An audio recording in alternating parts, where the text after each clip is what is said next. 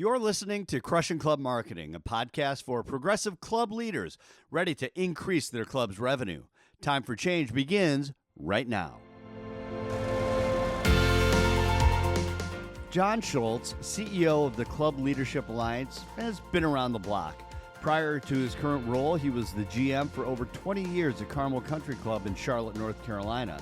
Taking over a club with financial challenges, he put his flywheel in motion and turned the club around with more than $60 million in capital improvements in 2 decades. In this episode, John Schultz shares his stories of change management, navigating shifting club demographics, member assessments, and of course, member conflict. Balancing the evolving needs and goals of private clubs, including the shifting demographics of new, younger members with longstanding members, town halls, conflict and debate that goes with assessments, and day-to-day communication challenges that, frankly, just go hand in hand with running or leading any business, including clubs. They're endless, as all you club leaders know.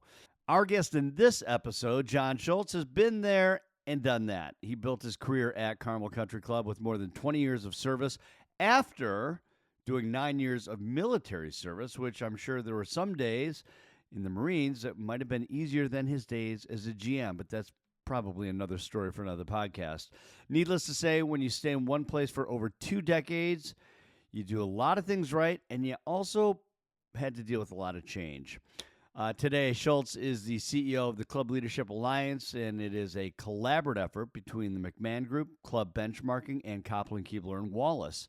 Their mission is to aggregate the best practices they've seen from the hundreds of clubs that they work with, and then help clubs take advantage of the knowledge they have gleaned. What better guest could we have for an episode on change management and managing shifting club demographics and dynamics? Thanks so much for joining me today. Glad to be here. I appreciate being invited. Well, I know this is an important topic for a lot of people in leadership positions at clubs. And man, with your history at Carmel Country Club for almost 20 years, I guess the first question I have for you is, what is the key to making a long run like that at one place? Yeah, 20 years is quite a while, and it's not like I had one plan going in and trying to move through and only execute it to this one set of objectives and priorities. It's constantly moving, it's constantly changing, it's listening and seeing what's going on, it's feeling where the industry is going, what people and members are looking for in the experience that they want from their club, and that's changed in many times through the dynamic. When I first got to Carmel, they were in financial distress, and the membership was sliding. There was some debt, and we really had to analyze where the club needed to go and take advantage of those things. But also, it changes, and about every 5 years, we would take a new look out to the future and see what were the opportunities and how could we take advantage of where we were in the Charlotte market and what would make people the most satisfied and engage at their club. This kind of reminds me of a conversation I had with John McFadden last year from the Union League of Philadelphia, where he came into a club that was, a little financially distressed. And hearing what you're saying, there's the 2 words that came into my mind are brave leadership. And, can you just talk about what that was like to walk into a situation where you're relatively new, unproven, and you're going to lead out of this, kind of challenging times? Can you maybe just speak to what the mindset is and what it was within you that gave you that ability to do that? Sure, and Jeff is an inspiration to all of us, and a visionary that jumps out there, and I hope to just be a portion of that. So when you look at the opportunities and the areas and what you can get done in a reasonably financial responsible way and see where the club's going, I tend to look not necessarily at the clubs next door and what they're doing in our backyard, because you get too homogenous when you're only staying within that constraint. And what are the resorts doing? What are the hotels doing? What are people doing in the better restaurants and that kind of thing? So looking for those opportunities outside just clubdom.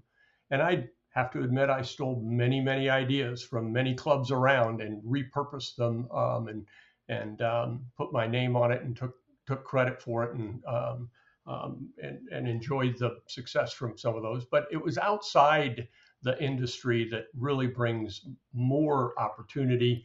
And the hotels, resorts tend to be further ahead of us, and many in the Florida market of clubs have to be more progressive in what they're providing. The competition is much more tighter down that way. So if you look at those areas and seek out what is going to be the next big thing, and try to take advantage of those and be on the front end.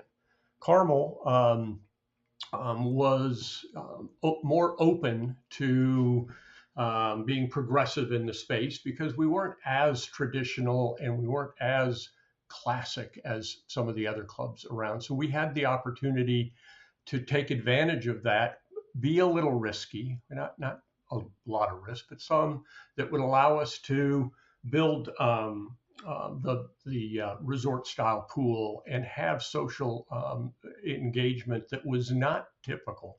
And so that social thing is really the first initial area that I started at Carmel, was to take advantage of the events and club functions and expand those things so that the members that lived around the club felt like that was their outlet. And to build that up was really our first issue.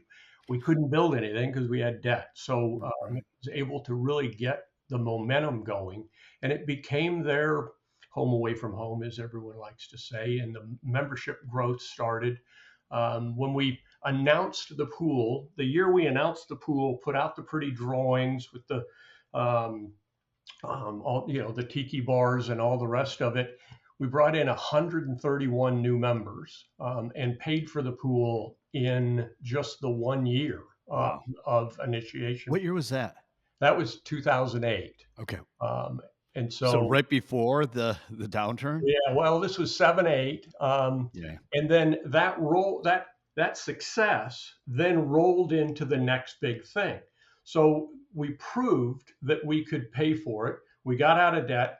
We paid off the pool, and then we started the next big thing, which was in 2009, which at Carmel, a 36-hole facility allowed us to renovate the south course. Reese Jones came in, and we did a $10 million renovation right in the middle of that disaster recession that we went through in 2009 and 10, and came right out of that, paid that off. The growth came after it, and it allowed us to roll right into the next big thing. Right. Can we pause on that really? Yeah. I want to come back to the next big thing though, but just to frame this up a little bit, what I always think for GMs is how they relate with the board, right? And having that sort of like a relationship that provides a GM to be visionary sometimes, to execute on big ideas, the next big thing. How would you describe your relationship over the 20 years with the board at Carmel? Well, it's got to be a partnership because there's few GMs that are making these decisions on their own. I'm not sure there are any. And we have to legislate up to board members and the membership as a total in are these good ideas, and are they going to be successful, and what's the outcome going to be? There's a Jim Collins chapter to Good to Great that he's written recently on social sectors. And in this chapter, he talks about that nonprofit GM COOs have to legislate these decisions. We can't just make the decision. We have to provide that information and persuade the decision makers. And it's really a great book or chapter it's about 60 pages. I'd recommend it highly. And the other one, not to be a Jim Collins fan here, but I'm a fan. it's called the Flywheel Approach. And in there, it talks about how I'm saying this next big thing. You, as you go around in a circle and you have a vision and you act on it, it allows that flywheel to spin. And the faster you can get the flywheel to spin, you get more and more done. And in turn, the confidence grows, the momentum grows, and the membership has trust and faith in where you're going.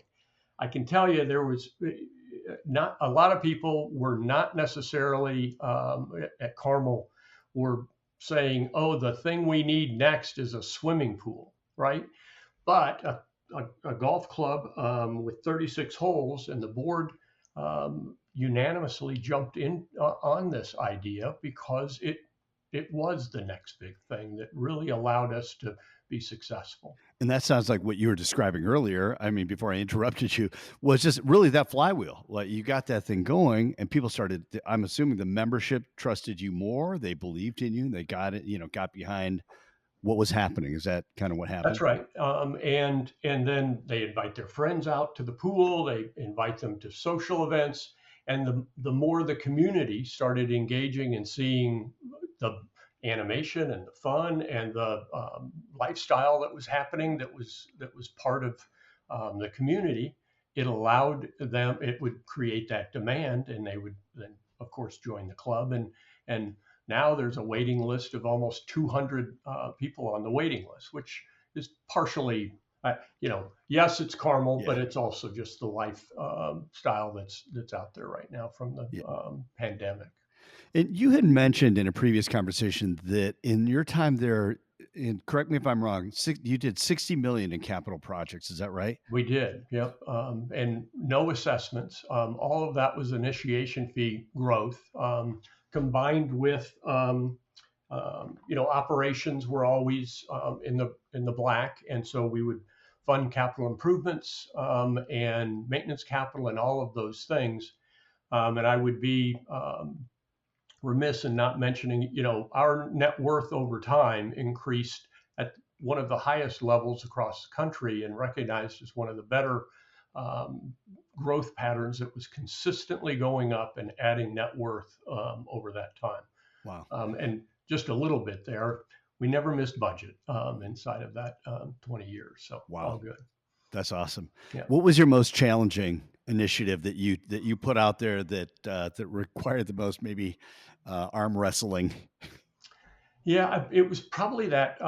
It probably came into the 2009 golf course renovation, just because of the timing and the uncertainty with the recession and that kind of thing, and it created some dissension that didn't really come out in holding up the project or delaying it or changing it at all. It just created.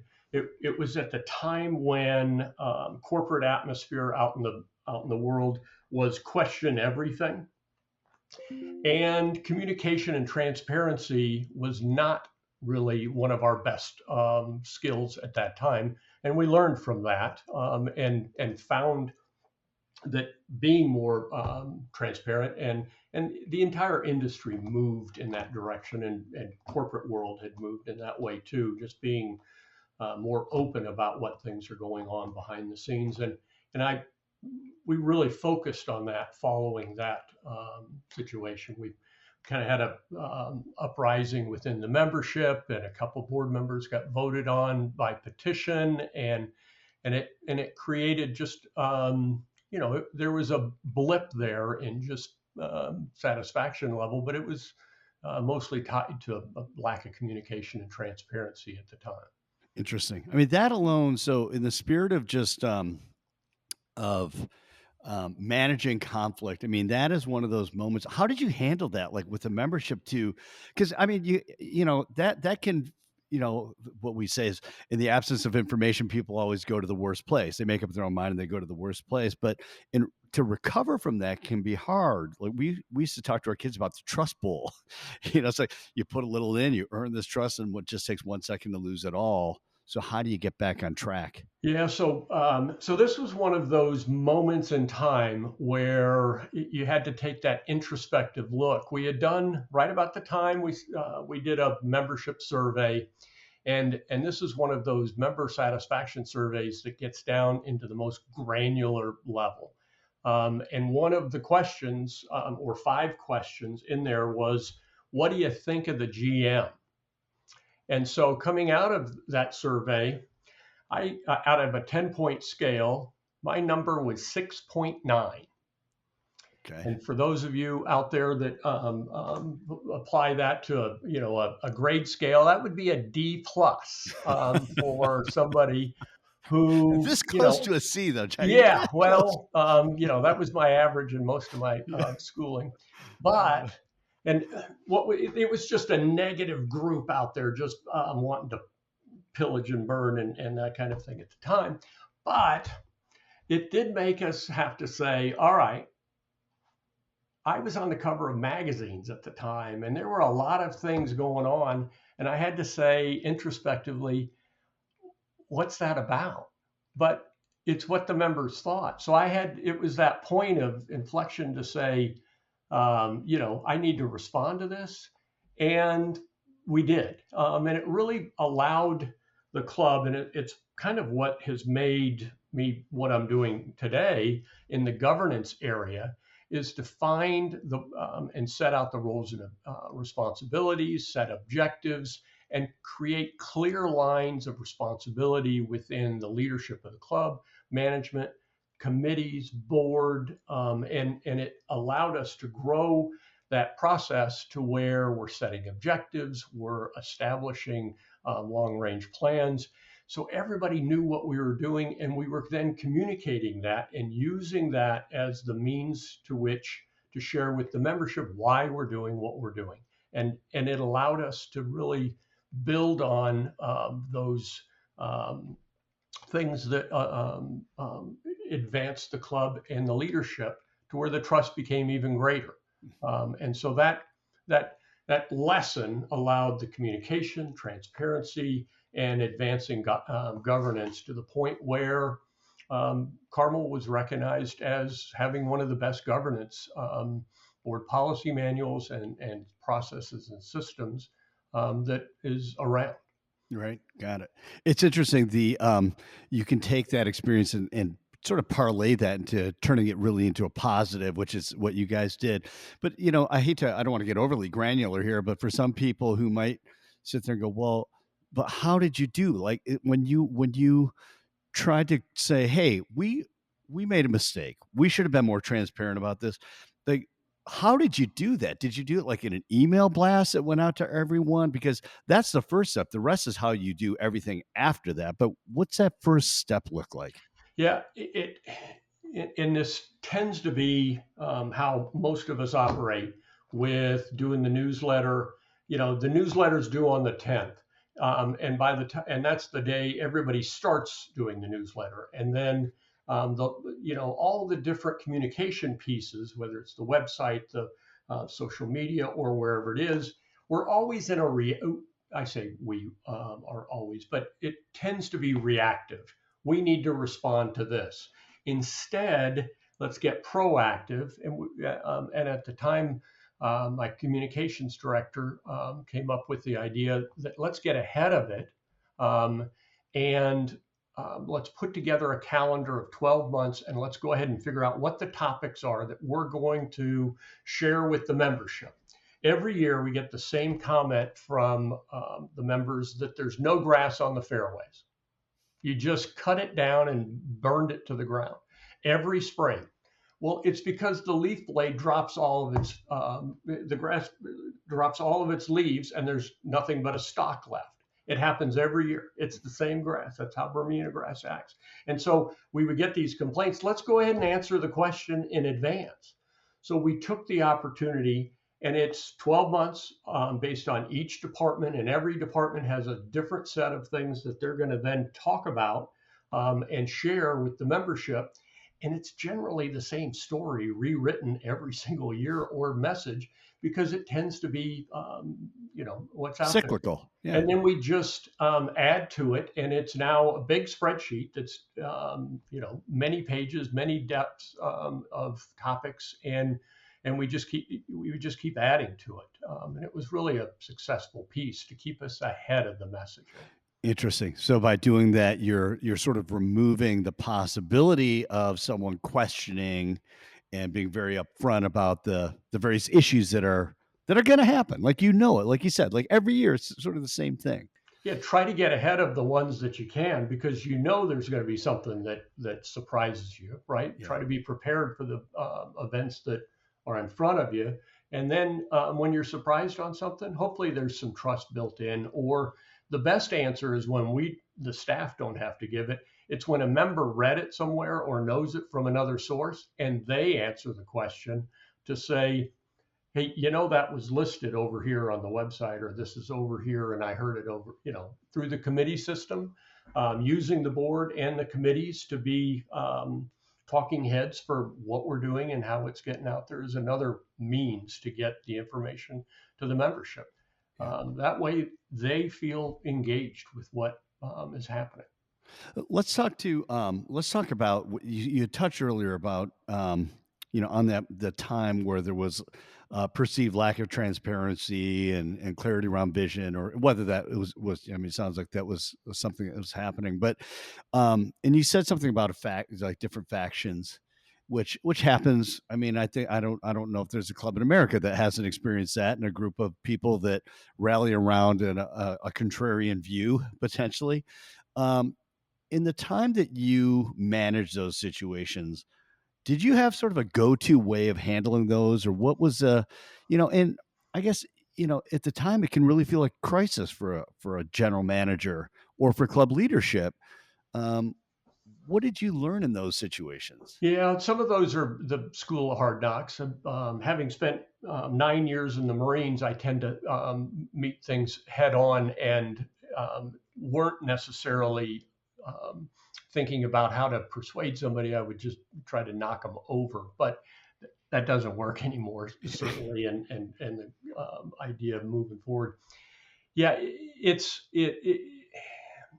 we had quite a few at Carmel. When I first got there, there was a situation where the seniors and honorary members had put in a situation where they wouldn't pay any dues after they were 65 years old.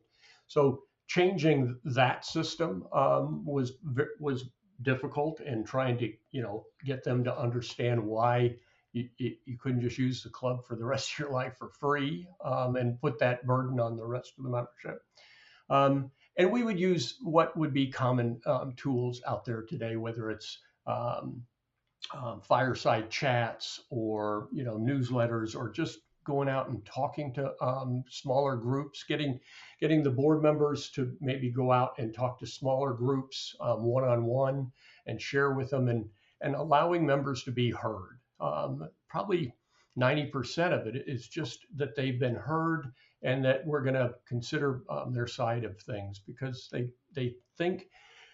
some think that the board is so closed-minded, they're only doing these things for their own best interest. And I've yet to see any club that behaves in that manner, and isn't thinking what's the best for the entire club.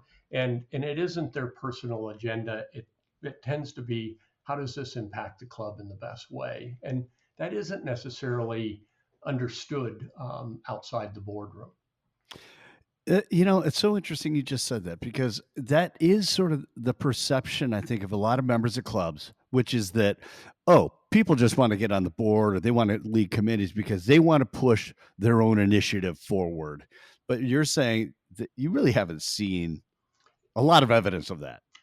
That's true. It happens. There are some, but they've got to persuade a larger group that their agenda item is something they need to do. And then after they get into the board, I mentioned these two gentlemen who got on the board by petition. After they got in and sat and listened and actually heard the information firsthand and were part of those decisions, not a single thing changed of what they wanted to do, because then they had the information. And this, again, is that aha moment.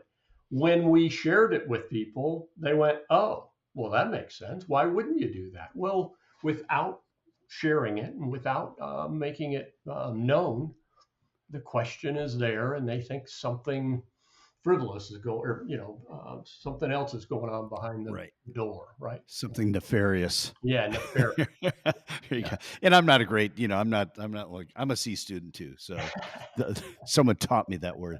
I just want to sort of maybe sort of pivot a little bit to this where, and just with some of the conversations that I've had recently with different people. And we just did an episode with Frank Vane from the McMahon Group, as you're well familiar. And he's referring to this time as like the next golden age of clubs and coming out of the pandemic. And one of the things he said in a talk that I saw him at was the pandemic is the single best thing to happen in private clubs. And with that, now you've got wait lists and you've got a lot of younger members, that prime 42-year-old young family that's looking to join a club.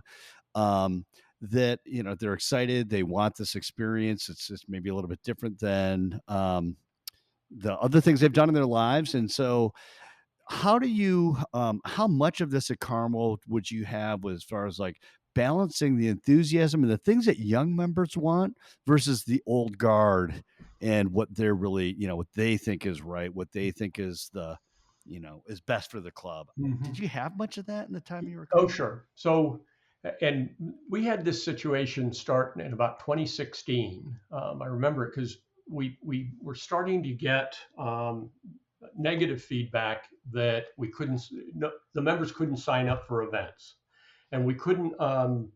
There were waiting lists for everything, and we couldn't. They couldn't utilize the club, which is a threat to the club because if that gets around, well, you can join and you might be able to get on the golf course. At the time, the golf course was not playing as many rounds as they are today. But why would you want to? Because you can't get into any of the events. So we had to actively try to manage out of that situation. So some of it was how we were taking reservations. Some of it's expanding the number of events, creating more. And so it led us to just taking an introspective look and saying, how can we solve for this challenge and this problem with expanding, creating more, and or utilizing the facility in a more proactive way. And then, so back to your question, my answer would be not very popular with the older members that are out there, and I wouldn't necessarily share this in my marketing pieces, but the members that are joining are 42 and a half years old with 2.5 kids, and that's our market. And if you just take the business sense here and apply who's our market and where are we going to get members from and who are going to replace them, it's the 42 and a half year olds that we need to be focusing on. It isn't that we're not trying to be multi-generational and create programs and events and things that all ages can take advantage of. But our primary market were the younger members. And so that was our focus in swimming pools and events and creating, engagement for that group that would expand who we are. So that was our primary motivation.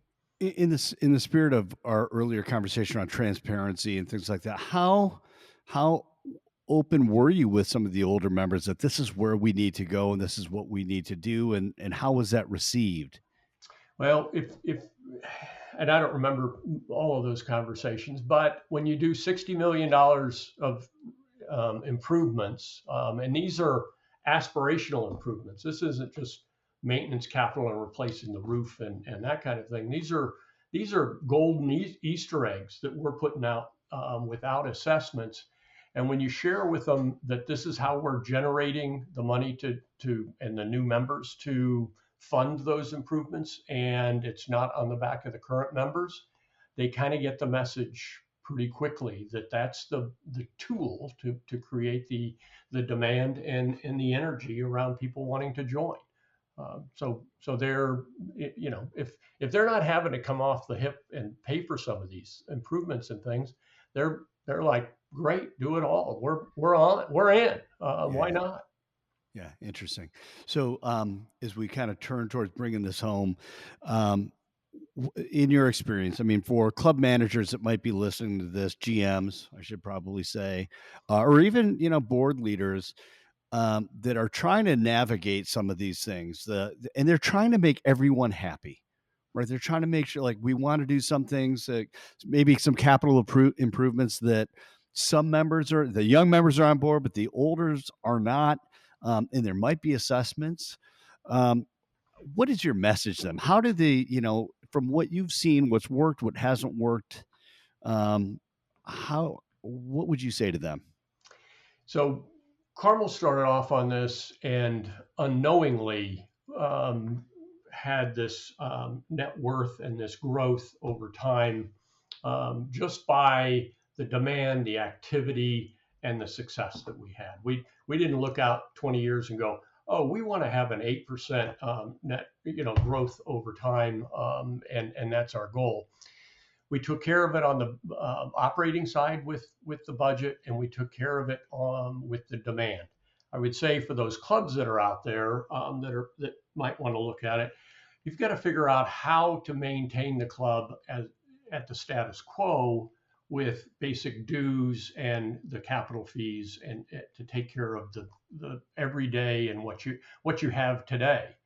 And then the growth and the aspirational things come through assessments and through the opportunities that come out there with the new member growth, especially since generally there's a cap on membership in many clubs, and that growth isn't unlimited. So it's capital planning. It's looking out in the future and being able to project what's the membership numbers, what are the initiation fees, what are the replacement costs of all of the assets that are already there. And the current members need to understand that the replacement cost of those items are their responsibility. It shouldn't be on the new members to have to replace the old equipment and the worn out irrigation system or the roof or the whatever. It's on the current members that need to be taking care of the club financially. Yeah, that is the old. This assessment is actually not for what's coming; it's for what you've actually enjoyed for the last 20 years, That's 15 right. years, or whatever. That's right. Yeah, interesting. How important? Um, how important is strategic planning in this process to not only just from a health of the club, but even for just like bringing members together and rallying around a vision and a goal? Well, this is one of the tougher questions that are out there because there's so many facets to strategic planning, whether we're talking about governance and leadership and the board. Where is the club going? What's it founded on? What are its core values? What are the principles that are going out there? And I would say the area here that's most important is setting those annual goals and objectives in search of what that 5-10 year strategic plan is going to be, so it builds on it and it keeps you in a forward momentum, and not just a one-time event where we're going to write this strategic plan, put it on the shelf, and it just sits there. One of my major goals in the Club Leadership Alliance is to get rid of 3-ring binders. Those 3-ring binders that go up on the shelf are just become useless. Instead, this just needs to become an annual update, and it's a continuous process to ensure that the club's moving in the right direction. And then the bigger every 5-year kind of thing is to take that introspective look and say, all right, are we still on track? Does something major need to be changed in where we're going? Because the core values and the vision and the mission shouldn't change every year, but we should set it up so that it's ongoing, and every year the objectives are set to solve a little bit of where we're going. Awesome. John, thanks so much for joining me and for sharing all of your insight. It's I'm sure it's helping a lot of people, and helped me a little bit as well. So thanks so much. And thank you for listening. If you find this podcast helpful, be sure to subscribe on iTunes, Google Play, Spotify, or wherever you get your podcasts. Until next time, keep crushing your club marketing.